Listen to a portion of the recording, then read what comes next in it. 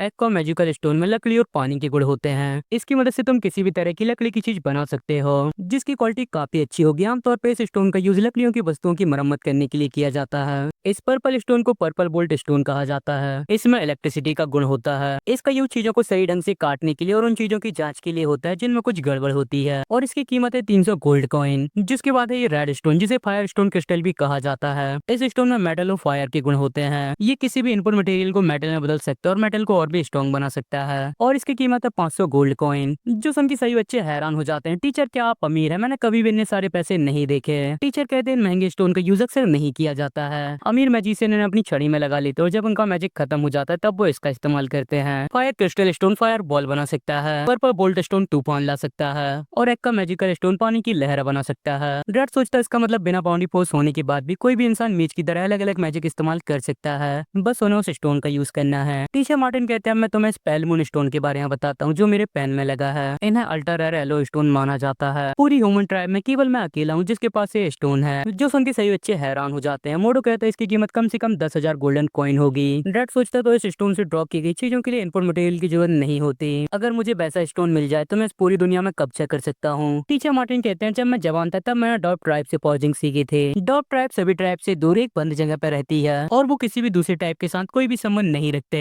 लेकिन उन्होंने मुझ पर ज्ञान पाने का दृढ़ संकल्प देखा, इसीलिए उन्होंने मुझे अपना एक स्टूडेंट बना लिया। डॉग ट्राइब के साथ रहते हुए मैंने उनकी मित्रता और विश्वास को हासिल किया। हमने मिलकर फॉर्जिंग की एक नई तकनीक का भी आविष्कार किया। डॉग ट्राइब के पास केवल 4 पेल मून स्टोन थे और उन्होंने मेरी मेहनत और हुनर देख के मेरे को एक स्टोन दे दिया। उस स्टोन का यूज करके मैंने हमारे एम्पायर की चारों ओर की दीवार को बनाया। जो सुन के मोडो हैरान हो जाता है, ये स्टोन सच में बहुत ज्यादा एक्सपेंसिव गिफ्ट रहा होगा। रेड सोचता है यदि स्टोन इतना पावरफुल है तो क्या इसका मतलब ये नहीं है कि डॉग ट्राइब डेमन टाइप से ज्यादा स्ट्रॉन्ग है? टीचर मार्टिन कहते हैं पेल मून स्टोन की पावर्स की कोई सीमा नहीं है। इससे तुम अपनी इच्छा अनुसार कुछ ही बना सकते हो जिसके लिए इनपुट मटेरियल की जरूरत नहीं होती।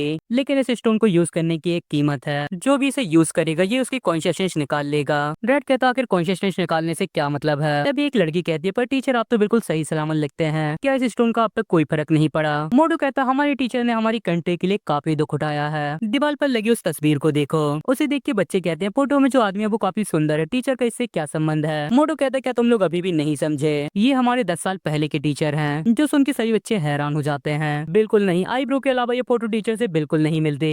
टीचर मार्टिन कहते हैं हाँ ये बिल्कुल सही है, ये मैं ही हूँ। जो सुन के पूरी क्लास साइलेंट हो जाती है। जिसके बाद हम सोफी सास को देखते हैं जो कि मास्टर गुरु का इंतजार कर रहा होता है। तभी वहाँ एक हॉर्स कैरेज जाती है जिससे मास्टर गुरु बड़ी ही बुरी हालत में निकलते हैं। तभी वो गिरने लगते हैं लेकिन सोफी सास आके उन्हें पकड़ लेता है। डैड आपको क्या हो गया? क्या उन्होंने आपको चोट पहुंचाई है? लेकिन तभी मास्टर गुरु से साइड कर देते हैं। मुझे छोड़ो, सब खत्म हो चुका है, सब कुछ बर्बाद हो गया है, खत्म हो गया है, सब कुछ खत्म हो गया है। जो देख के सोफी सास को कुछ भी समझ नहीं आता उन्होंने आपके साथ क्या किया है। लेकिन मास्टर गुरु कुछ भी नहीं कहते, अब कोई कुछ नहीं बदल सकता, सब कुछ खत्म हो गया, सब कुछ खत्म हो गया है। जिसके बाद हम इजाबेल को देखते हैं जो कि शॉर्ट्समैनशिप की ट्रेनिंग कर रही होती है और उसकी आंखों में पट्टी बंदी होती है। तभी उसकी तरफ कुछ तीर आने लगते हैं जिनकी आवाज सुनकर इजाबेल उन्हें डिस्ट्रॉय कर देती है। तभी कुछ और तीर उसकी तरफ आने लगते हैं पर इजाबेल उन्हें भी काफी आसानी से डिस्ट्रॉय कर देती है। टीचर ड्रोना कहती है बहुत अच्छे, तुमने काफी अच्छा किया। इजाबेल सोचती है मैं पहले से ही काफी बेहतर थी लेकिन अब मुझे काफी थकान महसूस होती है। तभी टीचर ड्रोना उसके हाथ में एक कट को नोटिस करती है, तुम्हें थोड़ा और सावधान रहने की जरूरत है। जाने से पहले थोड़ी और ट्रेनिंग करना याद रखना, तुम इन लोगों की तुलना में आधा समय शॉर्ट्समैनशिप की ट्रेनिंग करती हो। और हम शॉर्ट्समैनशिप क्लास के बाकी स्टूडेंट को देखते हैं जिनकी हालत काफी खराब होती है। इजाबेल कहती है हाँ मैं समझ गई, मैं और हार्ड ट्रेनिंग करूंगी। जिसके बाद वो अपने डोम में आ जाते हैं और गेट खोलते ही बहुत ज्यादा हैरान हो जाती है क्योंकि वहाँ टीचर डोना और टीचर बार्डली कुछ इस तरह खड़ी होती है। टीचर आप दोनों मेरे कमरे में क्या कर रही हो? इसके बाद इजाबेल उनके पास चली जाती है लेकिन वो कोई भी मूवमेंट नहीं करती।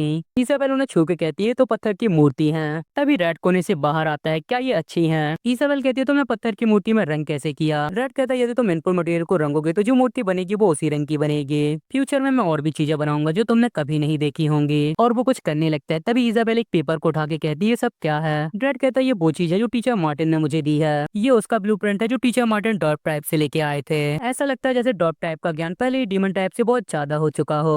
उन्होंने पहले स्टीम इंजन और ट्रेन में उसका यूज करने की खोज कर ली है। टीचर ने देखा कि मैं नई चीजों में काफी इंटरेस्टेड हूँ इसलिए उन्होंने मुझे ब्लूप्रिंट दे दिया और वो हंसने लगता है। तभी इजाबेल उसे लात मार देती है। इजाबेल कहती है सब चीजें बनाने से तुम्हें डर नहीं लग रहा, कहीं तुम्हारी आइडेंटिटी सभी को पता ना चल जाए? रेड कहता है मैं भला क्यों डरूंगा, वैसे भी इस दुनिया में कोई नहीं जानता मैं क्या कर रहा हूँ। तभी इजाबेल उसका कान पकड़ लेती है, कल मेरे बिस्तर के बगल में वो अजीब सी मूर्ति क्या थी? तुम्हारी इस तरह बाहियात चीज बनाने की हिम्मत कैसे हुई? तुम असल में क्या सोच रहे थे? रेड कहता है मैं तो बस देखना चाहता था, क्या मैं ड्राइंग को जिंदा कर सकता हूँ। इजाबेल कहती है यदि तुम्हें पहले इस बारे में पता चल गया तो फिर तुमने ये मूर्तियां क्यों बनाई हैं। जो सुन के रेड डर जाता है, मैं तो बस देखना चाहता था क्या मूर्ति में कलर होता है। तभी इजाबेल उसे मानने लगती है, तुम बस एक इंसानी कचड़े हो। रेड कहता मुझे मुझे समझाओ तो मैंने क्या किया है, पर इजाबेल उसे पेल देती है। जिसके बाद हम अगले दिन रेड का सुंदर सा चेहरा देखते हैं जो कि अपनी बनाई हुई साइकिल में एकेडमी जा रहा होता है। मैं पहले स्टीम इंजन का पता लगा चुका हूँ, अगर मैं इसका डिजाइन थोड़ा चेंज कर दूं तो मैं अपने लिए एक कार बना सकता हूँ, और अगर मैं अपना काम जारी रखूं तो शायद मैं एक बड़ा रोबोट भी बना सकता हूँ जिससे उसकी आंखें चमक जाती हैं और वो जोरों से हंसने लगता है। एक दिन वो लड़की मेरे पूरी पावर और पोटेंशियल को जान जाएगी, और तभी वो क्लास पहुंच जाता है, लेकिन वहाँ बहुत भीड़ लगी होती है। स्टूडेंट कहते हैं अब हमें इस बारे में क्या करना चाहिए, मुझे भी इस बारे में नहीं पता।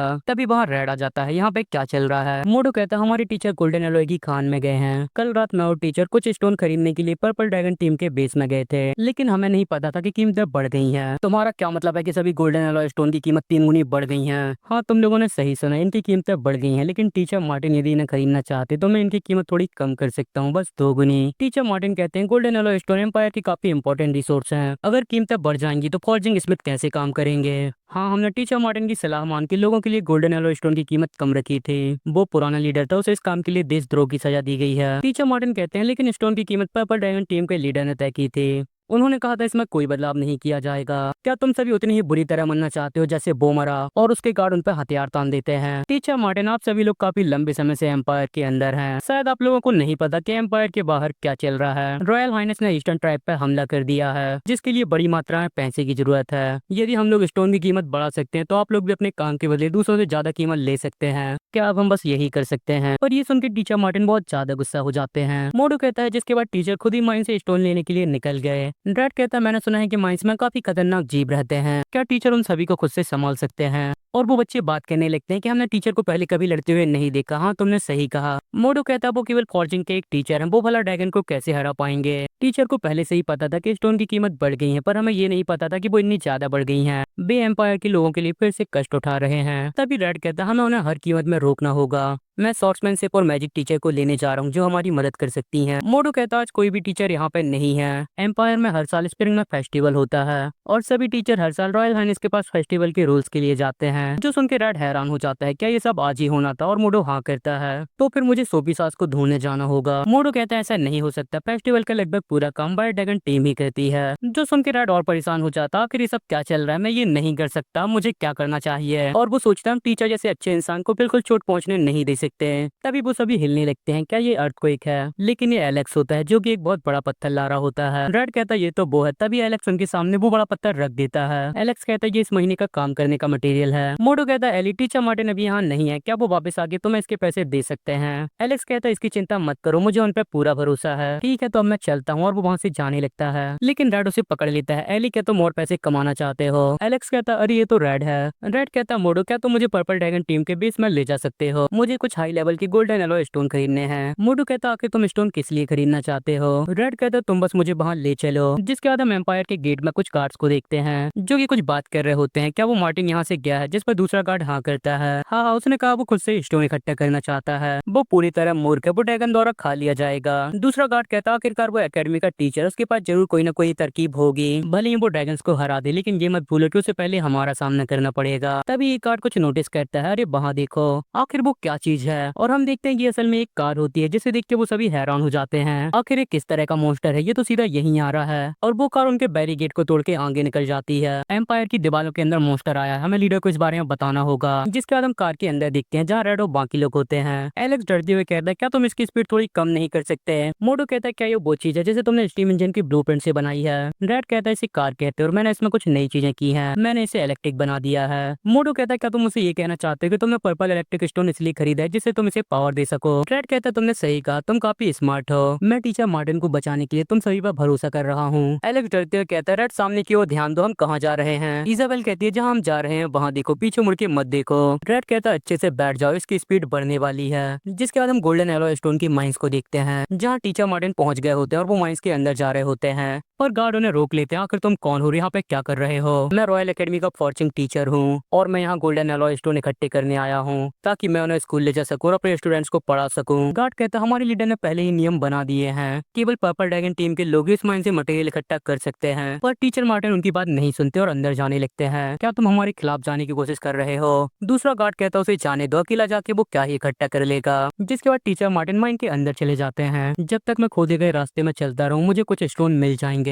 ऐसा लगता है इस माइन में बहुत सारे मिनरल्स हैं। उस आदमी ने फिर भी कहा था कि इन स्टोन को इकट्ठा करना काफी मुश्किल है। उसने ऐसा केवल इसलिए कहा होगा जिससे पत्थरों की कीमत बढ़ सके। तभी टीचर मार्टिन को कुछ सुनाई देता है और उनके पीछे एक मॉन्स्टर आ जाता है। ये तो ग्राउंड ड्रैगन है। वो ड्रैगन उन पर अटैक कर देता है। यहाँ रेड और बाकी लोग तेजी से माइन की तरफ बढ़ रहे होते हैं। मोडू कहता है रेड माइंस जल्दी आने वाली हैं। जिसके बाद वो माइंस के पास पहुंच जाते हैं और कार से निकलते हैं उनकी हालत खराब हो जाती है। रेड कहता है टीचर हमें रास्ते में नहीं मिले, वो जरूर अंदर चले गए होंगे। यहाँ दूसरी तरफ इजाबेल को कार में बैठने से हेडेक हो रहा होता है। इजाबेल सोचती है शायद इस तरह की चीज में बैठना मेरे बस से बाहर है। एलेक्स की हालत भी इससे काफी खराब होती है, उसे मोशन सिकनेस हो गई होती है। रेड कहता है क्या तुम ठीक हो, हमें लड़ने के लिए तुम्हारी जरूरत है। एलेक्स कहता है सब कुछ ठीक है, मैं थोड़े आराम के बाद ठीक हो जाऊंगा। रेड कहता है यो भाई क्या तुम्हें लगता है तुम अकेले ग्राउंड ड्रैगन को संभाल सकती हो? इजाबेल कहती है डीमन टाइप के लोग इन्हें रोस्ट करके खाते हैं। तो पर ठीक है चलो टीचर को ढूंढते हैं। लेकिन तभी माइंड में एक ब्लास्ट हो जाता है जिससे बहुत ज्यादा धूल निकलने लगती है। ये सब यहाँ क्या चल रहा है? तभी रेड धूल में एक परछाई को देखता है जो कि कोई और नहीं टीचर मार्टिन होते हैं, जिनके हाथ में एक गन और कुछ मिनरल्स होते हैं। टीचर मार्टिन कहते हैं तुम सब लोग यहाँ पे क्या कर रहे हो? मोडू कहता है टीचर क्या आप ठीक है, क्या आपको कहीं चोट लगी है? टीचर मार्टिन कहते हैं नहीं सब कुछ ठीक है, मैं अभी भी उन छोटे जीवों से काफी आसानी से निपट सकता हूँ। तभी रेड बहुत ज्यादा एक्साइटेड हो जाता है। टीचर क्या ये गन है? क्या ये गन है? टीचर हैरान होकर कहते हैं ये गन क्या है? इसे स्टीम इंजेक्टर कहते हैं जिसे डॉप ट्राइब ने बनाया है। मोडू कहता है टीचर आप ठीक है, ये तो बहुत अच्छी बात है।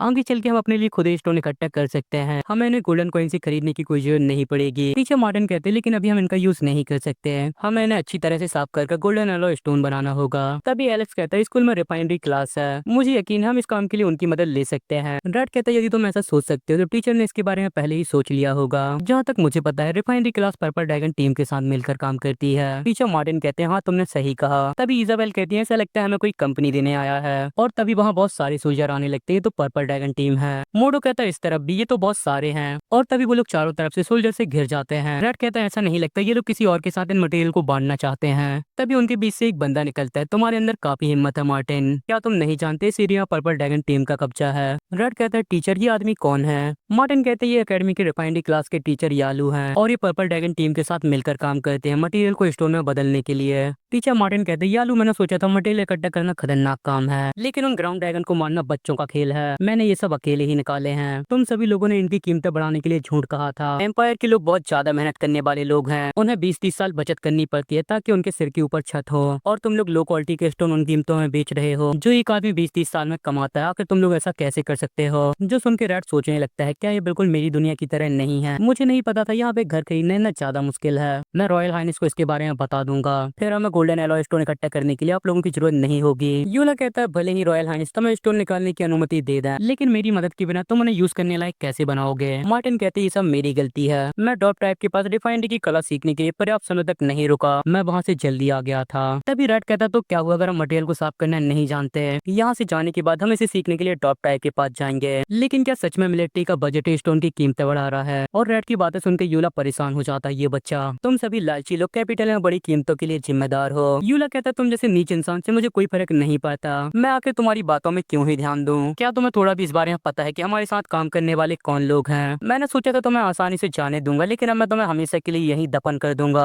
और सारे सोल्जर उन पर अटैक करने के लिए तैयार हो जाते हैं। ये सब मेरी गलती है, मुझे नहीं पता था कि मैं तुम सब लोगों को भी खतरे में डाल दूंगा। रेड कहता टीचर आप खतरे में थे तो यह तय है कि स्टूडेंट्स को आपकी मदद करनी चाहिए। मोडू कहता तुमने सही कहा, लेकिन ये सब मेरी गलती है कि मैं बहुत जल्दबाजी में था और अब मैंने तुम सभी को यहाँ फंसा दिया है। मार्टिन कहते मेरी चिंता करने के लिए तुम सभी का शुक्रिया। और तभी यूला सभी सोल्जर को उन पर अटैक करने के लिए कह देता है। रेड कहता एली यू भाई तैयार हो जाओ, तुम दोनों को प्लान अच्छे से याद है ना? एलेक्स कहता मुझे याद है, हमें एक बड़े एरिया को तुम्हारे लिए साफ करना है। तभी कुछ सोल्जर इजाबेल पे अटैक कर देते हैं, पर वो एक ही स्ट्राइक में उन सभी को गिरा देती है और एलेक्स भी फाइट के लिए तैयार हो जाता है। अब आएगा मजा, और वो अपने हाथों की शॉक वेव से बहुत सारे सोल्जर्स को दूर फेंक देता है। यहाँ टीचर मार्टिन भी अपनी गन का इस्तेमाल करके काफी सोल्जर्स को उड़ा देते हैं, जो देख के बाकी सोल्जर डरने लगते हैं। क्या ये सच में स्टूडेंट है? ये तो काफी पावरफुल है। मोडो कहता मुझे नहीं पता था टीचर इतने ज्यादा पावरफुल है। और वो रेड को देख के कहता है, रेड तुम ऐसे समय में ड्राइंग कैसे कर सकते हो? रेड कहता है, मैं कुछ एक्सपेरिमेंट कर रहा हूँ, अगर मैं इसमें कामयाब हो गया तो फॉर्जिंग स्कूल की एक नई पावरफुल ब्रांच बन जाएगी। यहाँ एलेक्स बेंड और इलेक्ट्रिसिटी को मिला के वहाँ पे साइक्लोन ला देता है, जिससे बहुत सारे सोल्जर उड़ जाते हैं। यहाँ दूसरी तरफ इजाबेल भी बहुत सारे सोल्जर्स को खत्म कर देती है।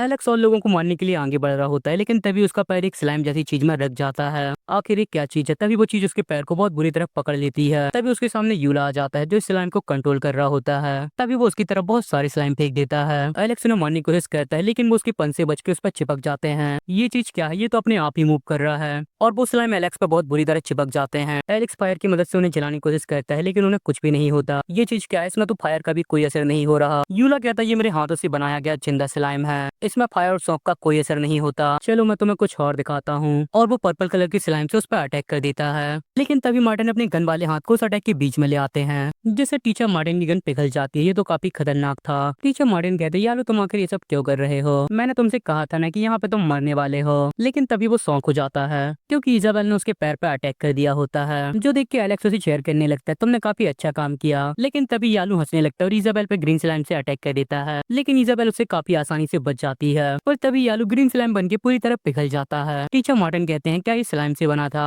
और तभी हंसते हुए वहाँ बहुत सारे यालू आ जाते हैं, और वो लोग हैरान हो जाते हैं, ये तो बहुत सारे यालू हैं। यालू कहता है, अंदाजा लगाओ इनमें से असली कौन है? इजाबेल सोचती है, अगर मेरे पास मेरी मैजिक पावर होती तो ये कीड़ा मुझे इतना परेशान नहीं कर पाता। तभी सभी यालू बहुत सारी पर्पल स्लाइम बना लेते हैं। अब तुम सभी के खत्म होने का समय आ गया है, जो देख के सभी लोग परेशान हो जाते हैं, क्योंकि उनके पास अब और कोई रास्ता नहीं है। तभी रेड कहता है, मेरा काम पूरा हो गया। मोडो कहता है, मॉम मुझे नहीं लगता जब आप बूढ़ी हो जाएंगी तो मैं आपकी देखभाल कर पाऊंगा। तभी वहाँ की जमीन हिलने लगती है। टीचर कहते हैं, क्या ये अर्थक्वेक है? यहाँ पे आखिर क्या चल रहा है? और हम देखते हैं रेड उस जमीन में दब रहा होता है। मोडो कहता है, रेड सावधान रहो। और तभी उसके पीछे एक बहुत बड़ा पत्थर आ जाता है, जो देख के मोडो डर जाता है, और किसी को भी कुछ भी समझ नहीं आता। टीचर मार्टिन कहते हैं, यहाँ पे क्या चल रहा है? क्या रेड उसके अंदर फंस गया है? और तभी आलू कहता है, मर जाओ, और उन पर अटैक कर देता है। पर इससे पहले वो अटैक उनको लग पाता है, रेड स्टीम कैनन चला देता है, और हम देखते हैं उस पत्थर के अंदर एक हाथ आता है, जिससे बीम निकल के पूरे अटैक को डिस्ट्रॉय कर देती है, जिससे वो सभी अटैक और बीम यालू की तरफ बढ़ने लगती है। लेकिन यालू ग्रीन स्लैम का यूज करके खुद को बचा लेता है, पर सोल्जर खुद को नहीं बचा पाते और उनकी हालत खराब हो जाती है, और लगभग सारे सोल्जर खत्म हो जाते हैं। यालू गुस्से से कहता, आखिर वो चीज क्या है? टीचर मार्टिन भी ये देख के हैरान हो जाते हैं, आखिर वो क्या है? और मोडो तो ये देख के बहुत ज्यादा डरा होता है। तभी उस पत्थर को तोड़ के कोई बाहर निकलने लगता है, जिससे मोडो भागने लगता है, भागो ये तो ग्राउंड ड्रैगन है। टीचर मार्टिन कहते हैं, नहीं ये ग्राउंड ड्रैगन नहीं है। और तभी वो चीज पत्थर को तोड़ के बाहर निकलने लगती है।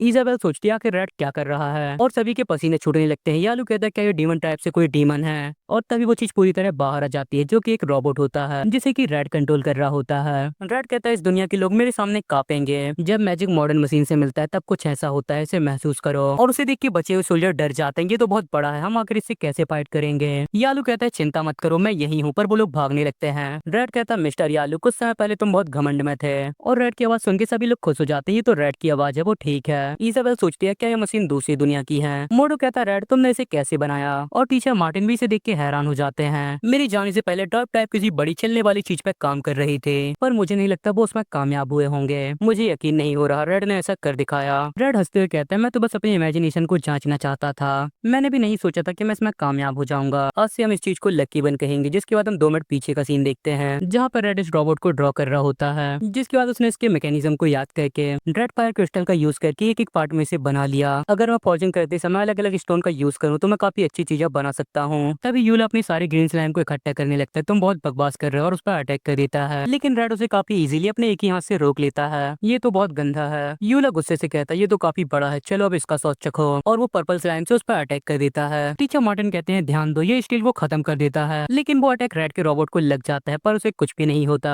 रेड कहता है, लकी बन रेड फायर क्रिस्टल से बना है, जो सुन के यूला हैरान हो जाता है, क्या ये चीज रेड फायर क्रिस्टल से बनी है? और तभी रेड उस रोबोट को कंट्रोल करके सभी सोल्जर्स को एक ही हाथ में दूर फेंक देता है, जिससे यूला की हालत खराब हो जाती है। मैं ऐसे लोगों से नहीं लड़ सकता, और वो भागने लगता है। लेकिन तभी इजाबेल उसे भागने से रोक लेती है। यूला डरते हुए कहता है, तुम लोग पहले ही बिना अनुमति के मटेरियल निकाल रहे थे, और अब तुम रॉयल अकेडमी के टीचर को नुकसान पहुंचाना चाहते हो, इसके लिए तुम्हें मौत की सजा मिल सकती है। पर तभी रेड उसे अपने हाथों से पकड़ के ऊपर उठा लेता है। इसका मतलब तुम भी उन्हें दोषी हो, जिनने की तुमने टीचर मार्टिन को लगभग मार ही डाला था, तो फिर हम रॉयल हाइनिस से मिलने क्यों नहीं चलते? जो सुन के आलू की हालत खराब हो जाती है। वो मैं रेड कहता, पर्पल ड्रैगन टीम तुम्हें कितने पैसे देती है? हम तुम्हें उतने ही पैसे दे सकते हैं जितने वो देते हैं, क्यों ना हमें एक साथ मिलकर काम करना चाहिए। यूला कहता है, इस तरह की बात करने के लिए ऐसा लगता है तुम्हारी चमड़ी काफी मोटी है, तुम उस ऑर्गेनाइजेशन की साइज को नहीं जानते जिसके खिलाफ तुम चाह रहे हो। जिसके बाद हम बोरी और उसके भाइयों को देखते हैं जो कि एंजॉय कर रहे होते हैं। बोरी कहता हमें इस एम्पायर में अपनी पोजीशन के लिए रीजेंट का धन्यवाद करना चाहिए। पर्पल ड्रैगन टीम का लीडर कहता हाँ तुम सही कह रहे हो। जिसके बाद हम बोरी के भाई टोल्स बुश और टोल्स बूनो को देखते हैं। कैप्टन कहता पर्पल ड्रैगन टीम के लोग आपके काफी आभारी हैं, जल्दी से उसे यहाँ लेके आओ। और वो एक बॉक्स को लेके आता है जिसमें बहुत सारे गोल्ड कॉइन होते हैं। कैप्टन कहता है जरा इसे देखिए। बोरी कहता है ये इतना कम क्यों है, जिससे कैप्टन डर जाता है।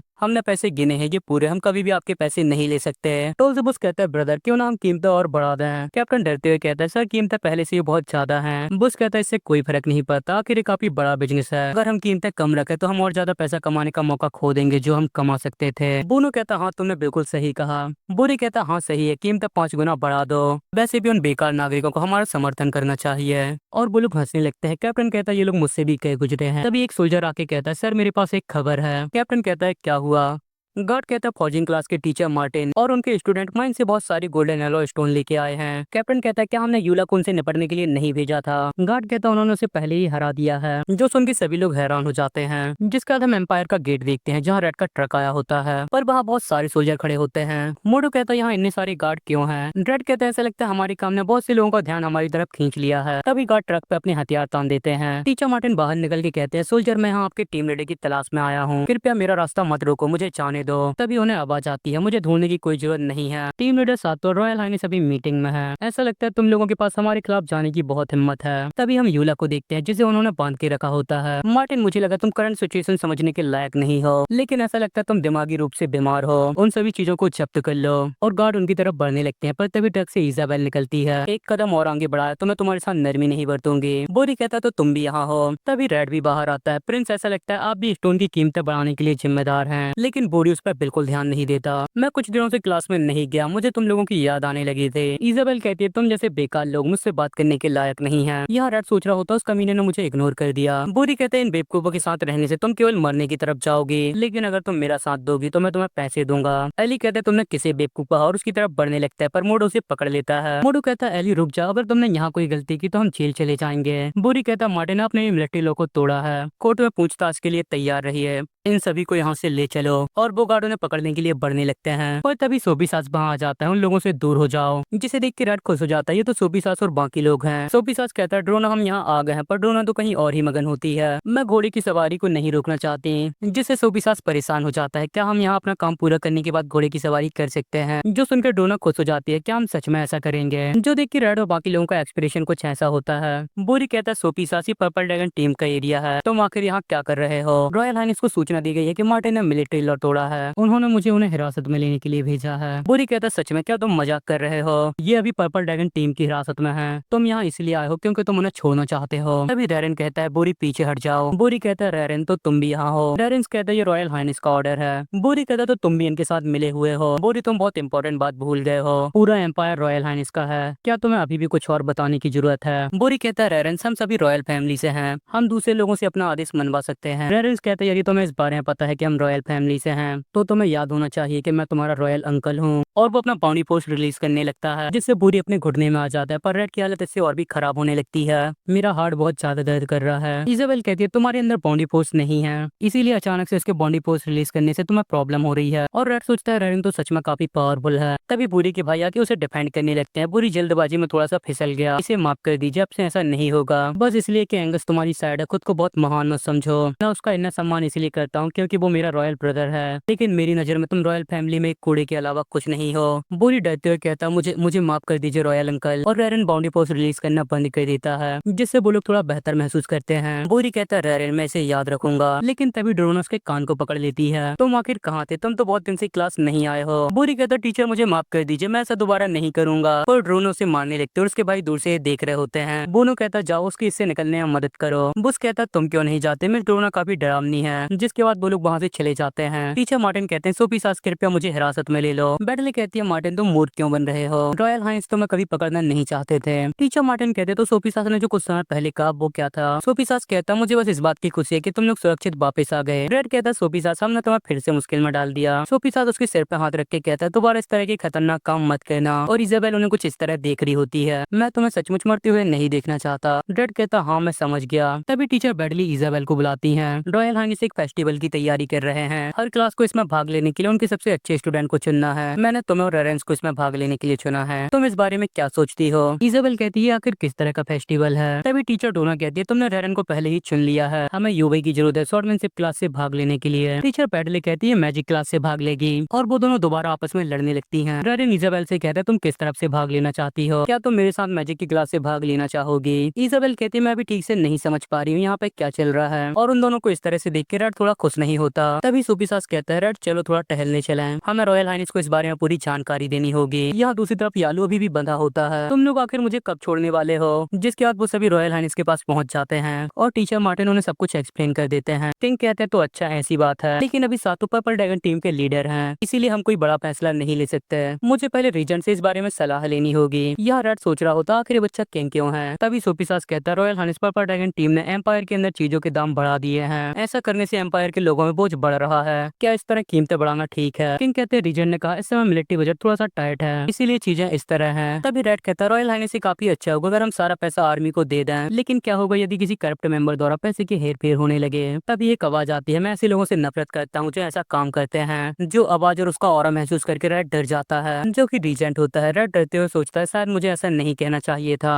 किंग कहते हैं रॉयल अंकल आप यहाँ पे क्या कर रहे हैं? यहाँ दूसरी तरफ रेड उसे देख के डर जाता है। रॉयल हाइनेस मैंने सुना वेस्टर्न बॉर्डर में किसी प्रकार की प्रॉब्लम चल रही है, इसीलिए मैं जानकारी लेने आया हूँ कि आखिर क्या चल रहा है। मुझे अभी पता चला कि पर्पल ड्रैगन टीम के दूसरे कैप्टन ने गोल्डन एलो स्टोन की कीमतें बढ़ा दी हैं और मिलिट्री बजट में हेर फेर की है। मैंने पहले ही इस समस्या को ठीक कर दिया है और हम उस कैप्टन को देखते हैं जो कि बहुत बुरी तरह पिट के लटका होता है। रीजेंट कहता है मुझे चोरी से बहुत ज्यादा नफरत है। तभी सोफी सास कहता है लेकिन पर इससे पहले वो कुछ कह पाता। टीचर मार्टिन कहते हैं पर फ्यूचर में गोल्डन एलो स्टोन की कीमतों का क्या? रीजेंट कहता है टीचर मार्टिन आप एम्पायर की सबसे मूल्यवान संपत्ति में से एक हैं, आपके स्टूडेंट भी हमारे लिए काफी महत्वपूर्ण है। और वो रेड की तरफ देखते हैं जिससे रेड की हालत खराब हो जाती है। रेड सोचता है ये आदमी उस तरह का आदमी लगता है जो मेरी पहले की गई बात के लिए मुझे मार सकता है। रीजेंट कहता है रॉयल हाइनेस मेरे पास एक सुझाव है। किंग कहते हैं किस तरह का सुझाव, कृपया बताएं। क्यों ना हम गोल्ड एलो स्टोन इकट्ठा करने की जिम्मेदारी white dragon team of coaching class को सौंप दें, जो सुन के सभी लोग हैरान हो जाते हैं। टीचर मार्टिन कहते हैं क्या आप इस बारे में सीरियस हैं? मुझे इस बारे में पता है कि स्टोन को यूज करने लायक बनाने की जरूरत है, मैंने इस विषय में पहले ही मिस्टर यूला से बात कर ली है। किंग कहते हैं और आर्मी बजट का क्या? उसकी जिम्मेदारी अब वाइट ड्रैगन टीम संभालेगी। उसकी बात सुनकर रेड सोचता है आखिर इतना अच्छा कब से हो गया, क्या वो सोफी सास के लिए अच्छा बनने की कोशिश कर रहा है? तभी किंग कहते हैं तो फिर हम रीजेंट की सलाह के हिसाब से काम करेंगे। टीचर मार्टिन मैं चाहता हूँ कि आप कुछ करें। टीचर मार्टिन कहते हैं रॉयल हाइनेस ऑर्डर दीजिए, रीजेंट वेस्टर्न की ओर काम करने जा रहे हैं, इसीलिए मैं सालाना स्प्रिंग में होने वाले फेस्टिवल को आगे बढ़ाना चाहता हूँ। अब फेस्टिवल स्प्रिंग की जगह समर में किया जाएगा। मैं चाहता हूँ कि आप 10 दिन के अंदर एक अरीना बना लें। रेड सोचता मुझे नहीं पता था कि ओलंपिक जैसी चीज इस दुनिया में भी है। जिसके बाद वो सभी बाहर आने लगते हैं पर सोफी सास रीजेंट को रोक लेता है। योर हाइनेस ने आज हमारी मदद की, मुझे इस बारे में समझ नहीं आ रहा। सोफी सास तुम काफी इंपॉर्टेंट जनरल हो, जब तुम 15 साल की थे तब से ही तुमने डीमन टाइप से लड़ने में काफी इंपॉर्टेंट रोल निभाया है। तुमने एम्पायर के लाभ के लिए काफी लड़ाइयों को दिशा दी है, लेकिन उसके बाद गुरु ने तुम्हें गोद ले लिया, जिस कारण अब केवल तुम्हारे पास रॉयल हाइनेस की सेफ्टी और उनके काम करने की अनुमति है। क्या तुम्हें नहीं लगता अब तुम्हारी तलवार में कुछ कमी है? सोफी सास कहता मैं केवल रॉयल हाइनेस की सेवा करता हूँ, जो वो मुझे कहते हैं मैं उसे करता हूँ। मैं वाइट ड्रैगन टीम का लीडर बना क्योंकि मेरे फादर चाहते थे मैं रॉयल हाइनेस को सेफ रखूं, लेकिन मुझे नहीं पता था कि आप वाइट ड्रैगन टीम को ऑर्डर देते हैं। अगर एम्पायर की जिम्मेदारी रॉयल हाइनेस को वापस दे दी जाए तो मुझे रॉयल हाइनेस की सुरक्षा की जरूरत नहीं पड़ेगी। रीजेंट कहता है एम्पायर की जिम्मेदारी उसी के हाथ में होनी चाहिए जो उसका ध्यान रखने में सक्षम हो। रॉयल हाइनेस अभी छोटे हैं, मैं उन्हें जिम्मेदारियां देना चाहता हूँ, लेकिन मुझे वो करना पड़ेगा जो एम्पायर की भलाई के लिए जरूरी है।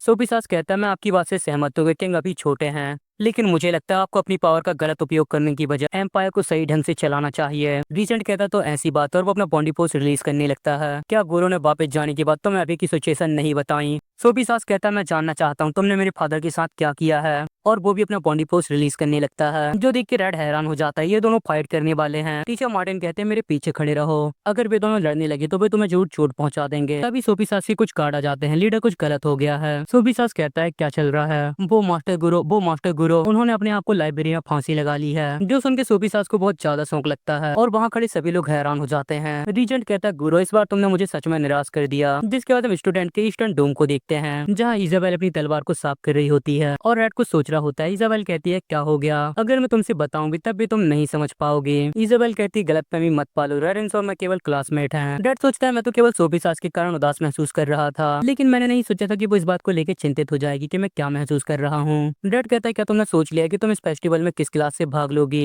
इजाबेल कहती है मैंने शॉर्ट्समैनशिप क्लास को रिप्रेजेंट करने का फैसला किया है। डैड कहता है क्या रीरज ने तुम्हें उसके साथ भाग लेने के लिए नहीं कहा था। तो मैं इस बारे में कोई चिंता करने की जरूरत नहीं है कि मैं इस बारे में क्या महसूस करता हूँ, मैं गुस्सा या कुछ और नहीं करूंगा। इजाबेल कहती है मैं तो बस ये सोच रही थी कि रेरेंस काफी स्ट्रांग है, मैं असल में उसकी अपोनेंट बनना चाहती हूँ ताकि मैं देख सकूं क्या मैं इस रूप में अपनी पूरी एबिलिटी का यूज कर सकती हूँ। ड्रेड कहता है रेरेंस दिखने में काफी अच्छा है, वो काफी स्ट्रांग है और वो रॉयल फैमिली का भी पार्ट है और वो असल में काफी आकर्षक भी है। तभी इजाबेल बहुत ज्यादा गुस्सा हो जाती है, क्या तुम मेरी असली पहचान भूल गए हो, तुम बस इंसानी कचड़े हो, मुझे तुम्हें हर दिन पीटना चाहिए। जो देख के रेड बहुत बुरी तरह रह जाता है, नहीं मैं तो बस मजाक कर रहा था, लेकिन इजाबेल उसे पेल देती है।